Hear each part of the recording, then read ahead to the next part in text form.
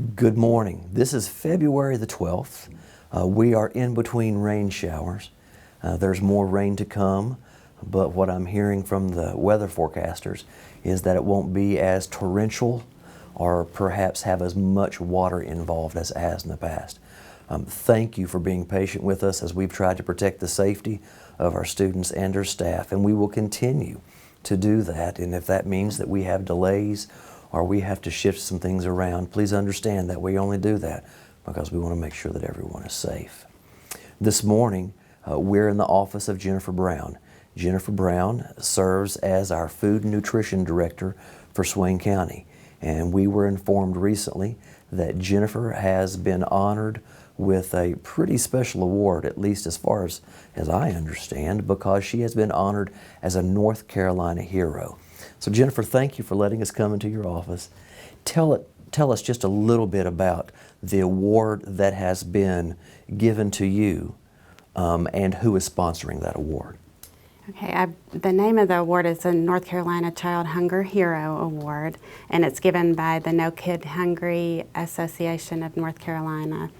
And they are a group that works across the state and the nation. It's a national organization to lessen child hunger.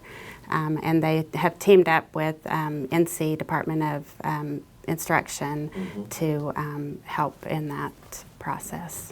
And the idea, I believe, behind this award is to identify individuals across the state of North Carolina who exemplify the concern for taking care of student hunger, because we recognize that there is a concern for students outside of the school system not always being able to have a dependable food source. As a matter of fact, one of the indicators for North Carolina and Swain County that is used to determine if a school system or a district is in a place of need is food insecurity. Do you believe that there is a high level of food insecurity or child hunger in Swain County? There is definitely a high need or high level of food insecurity in Swain County. It's hard for some of us to understand, but there are a lot of, from what I understand and what I see, a lot of kids that go hungry. One thing that my cafeteria workers will tell me is that on Monday mornings, they'll have a lot of kids that come in that are very hungry because they haven't had anything to eat all weekend. So we see examples like that all the time in our program.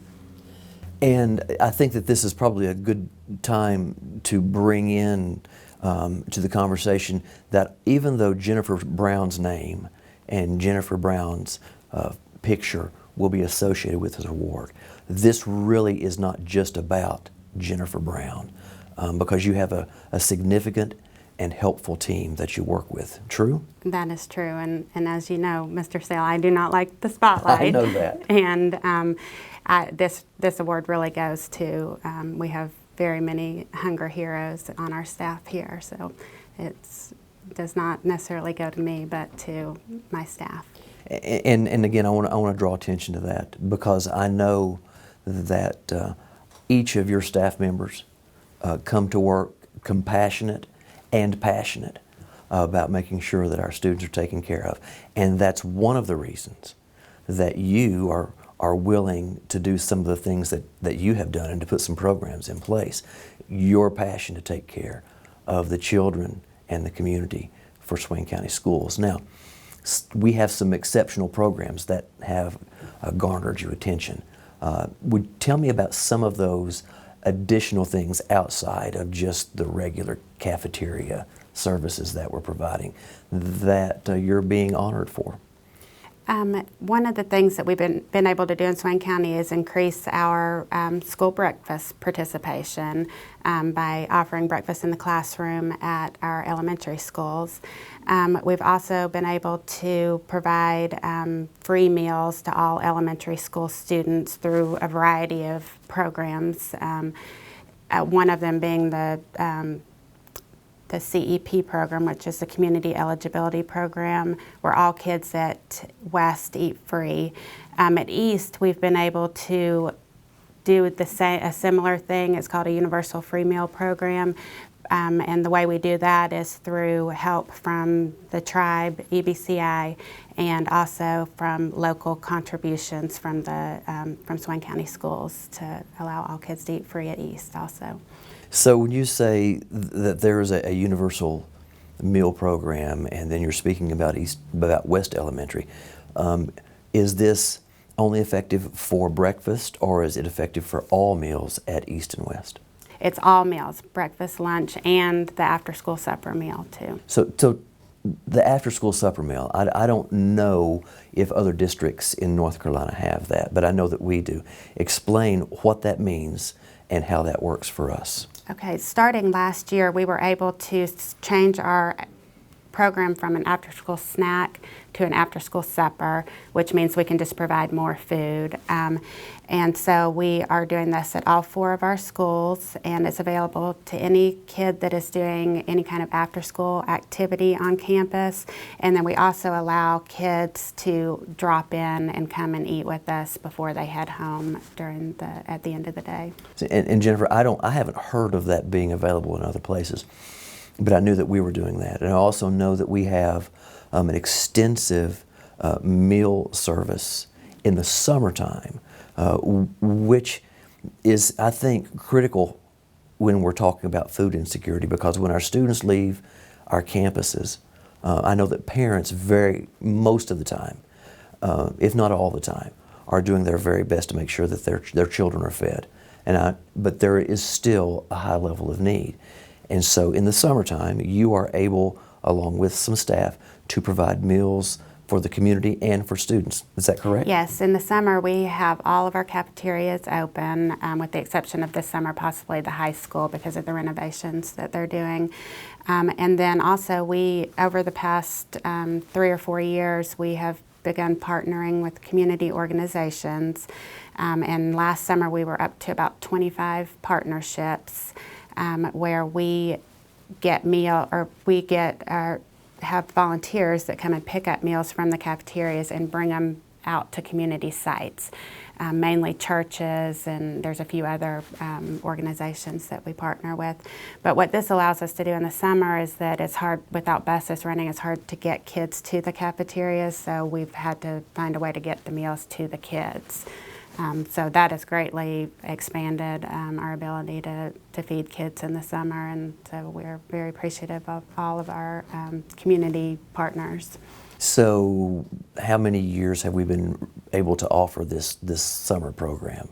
The summer program has been around for quite a while, since before I came, but it was originally just offered at one of our cafeterias in the summer. So we've just slowly every year added more sites. And we're able to do that through external funding sources like grants, is that correct? Yes, it is a grant. It works a little bit differently in the summer, where all kids eat free in the summer and we don't have to take applications or anything like we do during the school year. Okay.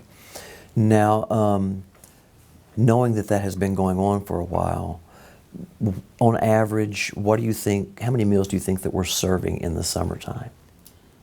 It's in the tens of thousands. And that's what I thought that I had heard you say in the past. As a matter of fact, I think that this last summer, if my memory serves correctly, you've mentioned somewhere around 100,000 meals or more just in the previous summer months. Mm-hmm. That's significant, and I want the community to understand that you and your staff are working and providing meal service for hundreds of thousands of meals every single year.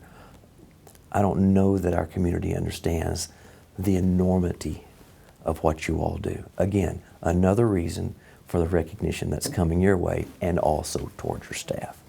Now I think we probably need to shift gears just a little bit here, and the reason for that is you mentioned that the renovations at the high school are going to have an impact on our meal service there.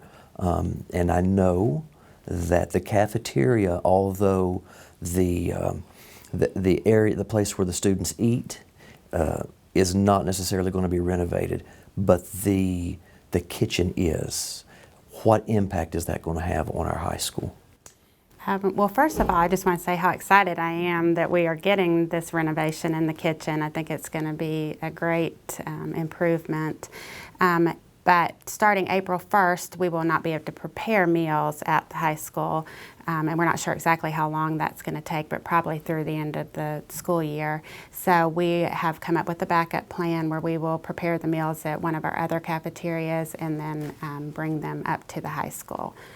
We're hoping that we will be able to have a similar menu. I know that it's going to be a little bit, we're going to have to adjust things a little bit, but we should be able to provide still a hot quality meal to the kids at the high school. And I want to emphasize that because the renovation is happening at the cafeteria, that does not mean that meal service is going to stop. And I have learned in communication with the public that we need to be very specific.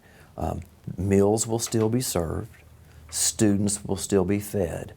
We just are going to have to provide those meals from a different location and bring them in, which is another layer of complexity for what y'all are going to have to do.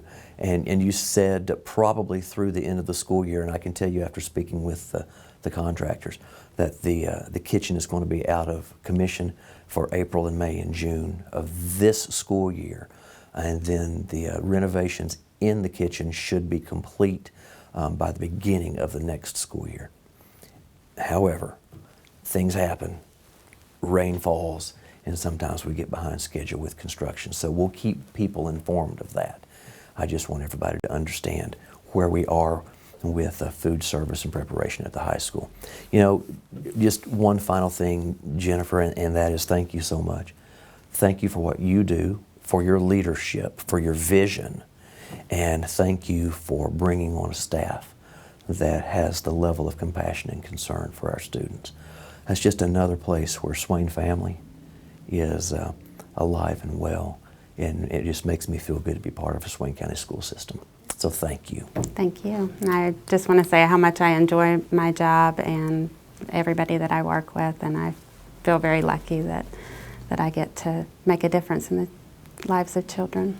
Now, Jennifer is not one who likes to be in the limelight in any way. As a matter of fact, when I told her that we were going to do this, she told me she probably was going to take a sick day today just so she wouldn't have to, but she's here. But Jennifer is also going to be awarded a plaque in Chapel Hill, I believe in the last part of February. Is that true? Yes. Okay. And her picture and name will be on a wall of fame down there somewhere. So even though we don't see it here, Jennifer and her staff will be representing Swain County and some of the best of Swain County for the next year in that way. Hope that makes you feel good about your school system and about the care for your students, because it should. This lady and her staff, all of our staff, work extremely hard every day to make sure that we're taking care of all of the needs of our kids. So thank you for joining with us today. Jennifer's got to answer the phone, and so we're going to let her. God bless you. Have a great day, and thank you for being part of our family.